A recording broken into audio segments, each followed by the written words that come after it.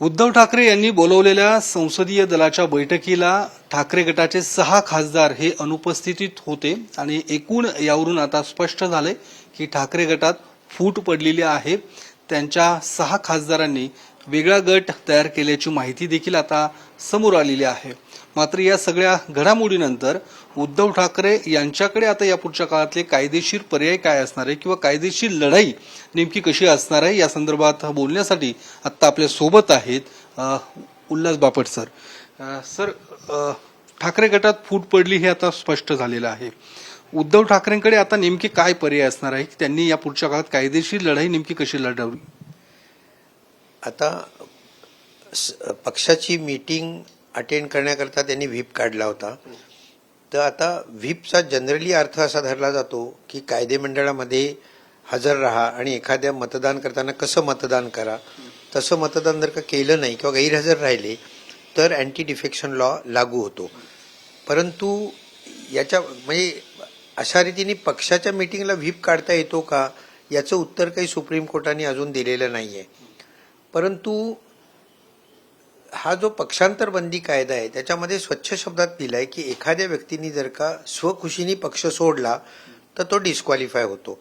आता पक्षाच्या मीटिंगला तुम्हाला बोलवलं असताना तुम्ही जर का आला नाहीत तर त्याचा अर्थ तुम्ही तो पक्ष सोडला असा अर्थ निघू शकतो आणि त्यामुळे पक्षांतर बंदी कायदा या 6 लोकांना लागू होऊ शकतो।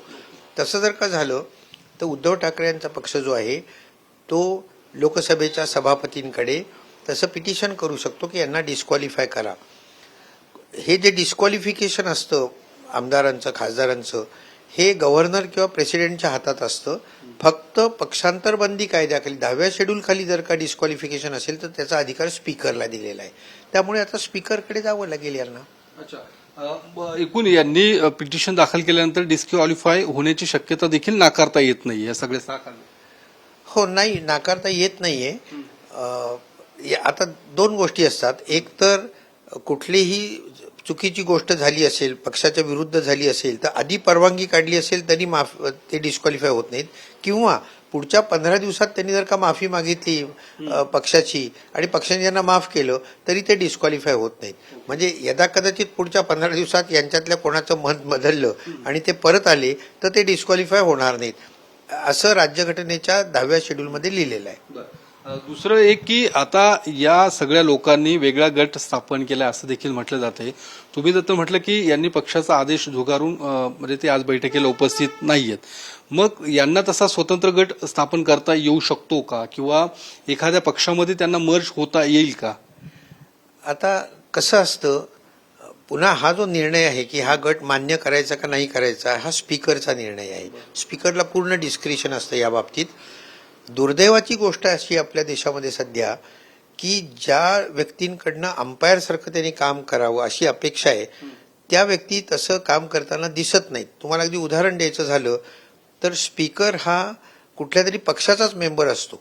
इंग्लंडमध्ये स्पीकर झाल्यानंतर ती व्यक्ती पक्षाचा राजीनामा देते, पुढच्या वेळी जेव्हा ती निवडणुकीला उभी राहते त्यावेळी त्यांच्या विरुद्ध कोणी उभं राहत नाही, ते अनअपोज निवडून येतात, त्यामुळे ते अंपायर सारखं काम करतात।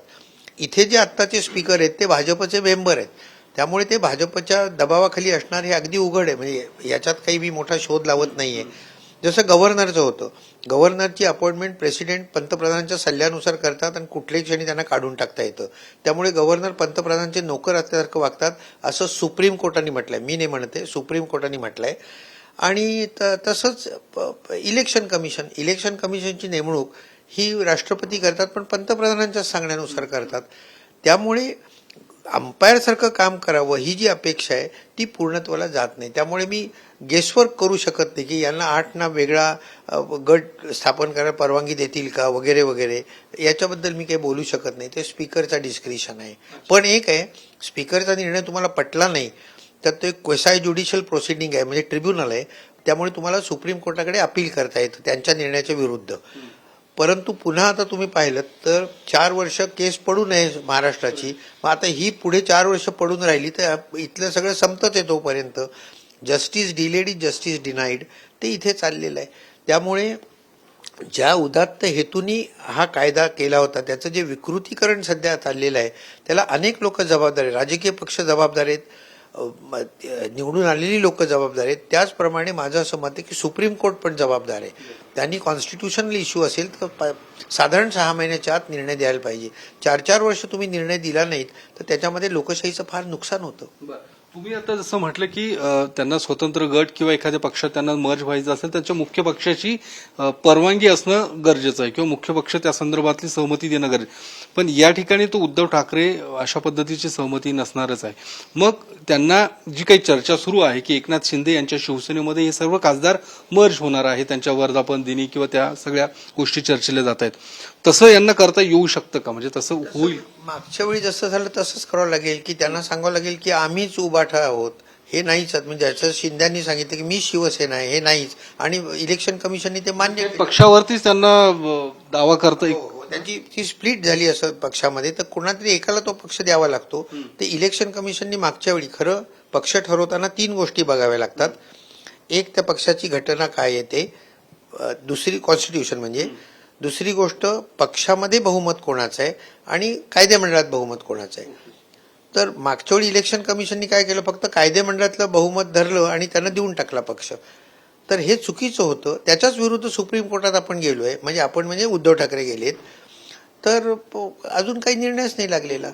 त्यामुळे आता पुढे काय होतं ते आपल्याला बघावं लागेल. कारण हे जे फंक्शनरीज आहेत, मी पुन्हा सांगतो, गव्हर्नर, स्पीकर आणि इलेक्शन कमिशन हे अंपायरसारखं वागतच नाहीयेत. ते दबावाखाली वागतायत, पक्षाच्या बाजूने बोलतायत.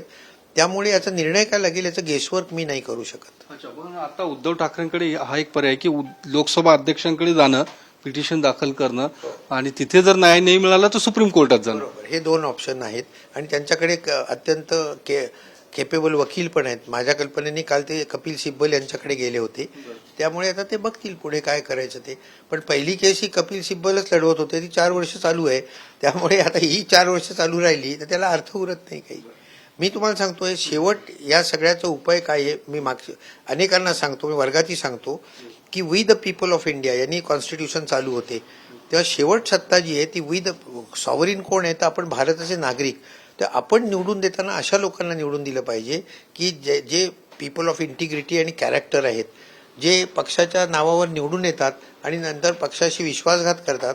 अशा लोकांना निवडून देता कामा नये. यांना कॅरेक्टर नाही त्याचा अर्थ. पण हे कसं कळणार?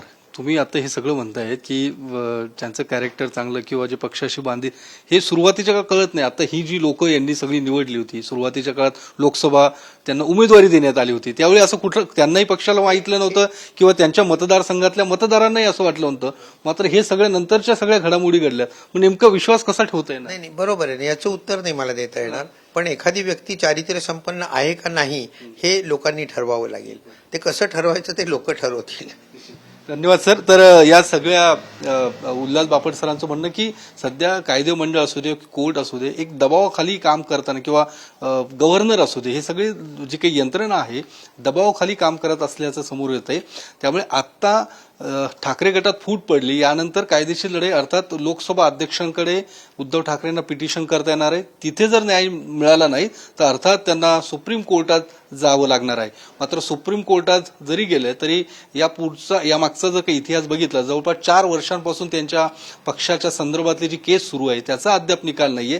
तर या केसचा निकाल नेमका कधी लागेल हा देखील प्रश्न उल्हास बापट सरांनी या निमित्ताने उपस्थित केलाय. कॅमेरामन विकी चव्हाणसह मी योगेश बोरसे, TV9 मराठी, पुणे.